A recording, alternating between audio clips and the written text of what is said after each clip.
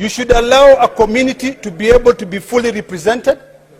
And you cannot go out there and shame a community. Shame on you, Governor what was his name?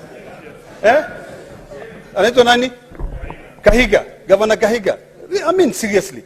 When will we as leaders have a sense of occasion? They're in a burial. People are crying. They are bereaved. And then you go there, you start your politics. Why don't you go and sponsor, use the money from the... Okay. Senator Kina, Ledama. Thank you. Thank you, Mr. Speaker. Mr. Speaker, we are living in very interesting times. As you can see, today I'm standing in my position as a Chief Whip of the Senate of the Republic of Kenya. And I want to thank the former Chief Whip, Boni Halwale, for being so gracious and accepting and walking away and sitting in an undisclosed location.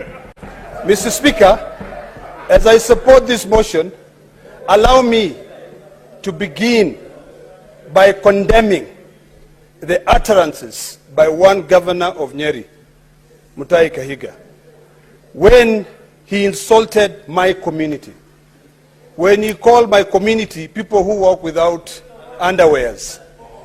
Mr. Speaker, that is completely uncouth and uncalled for. And Governor Kahiga must understand that we are here as one nation, and that type of divisive politics is uncalled for, and it should not be allowed in this country. You cannot go and demean another community. You should allow a community to be able to be fully represented, and you cannot go out there and shame a community. Shame on you, Governor what was his name? Anaitwa nani? Kahiga. Governor Kahiga.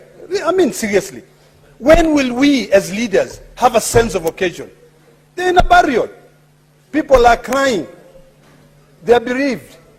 And then you go there, you start your politics. Why don't you go and sponsor, use the money from the county government that you're used to using to go and call for a rally to be able to go and insult other people? I mean, it's about time that we learn the sense of occasion. So shame on you, Governor Kahiga, and the Maasai community will not stand. And as I represent that community, I will not stand and see you shaming my community. You know, if it was in those eras, we'll deal with you. But now, we just want to call you for your utterances, which do not have a position in this republic. Mr. Speaker, really, as leaders, we must respect other communities. You know, it is completely unethical, uncouth, and uncivilized for Governor from Nyeri, Kahiga, to be able to use a funeral to look down on another community. This is not back then when they are first class and second class citizens.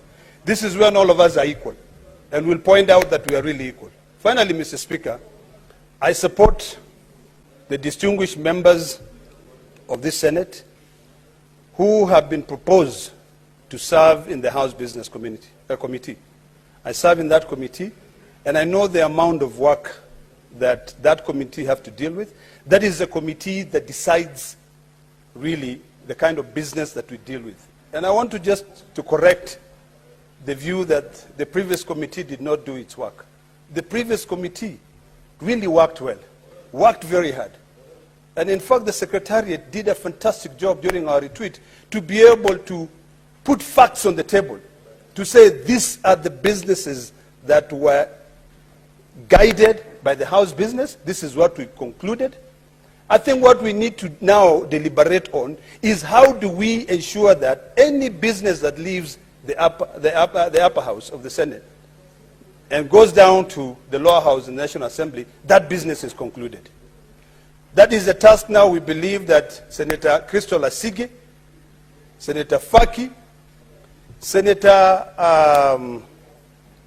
Asigi, Senator Roba, distinguished gentlemen, and all the other distinguished senators who have been given an opportunity to serve in the House business will be able to crack to ensure that we conclude our task. Otherwise, Mr. Speaker, I thank you, and I just repeat by saying, shame on you, Governor, I don't know his name, Kahiga. Senator Esther Okenyuri. Sorry? Yeah, finally. Senator Thank you, Mr. Okenyuri, Speaker. what did you say? Finally, my chance has come. Thank you, Mr. Speaker, for giving me this opportunity. I also wish to support the composition of that House Business Committee, and I'm looking forward to prioritization of very key legislative agenda, Mr. Speaker. And allow me at this juncture, just as a sponsor of the Protection of Livelihood Bill, to give my condolences to sad news I'm reading on the internet about the demise of one Tyson Ami.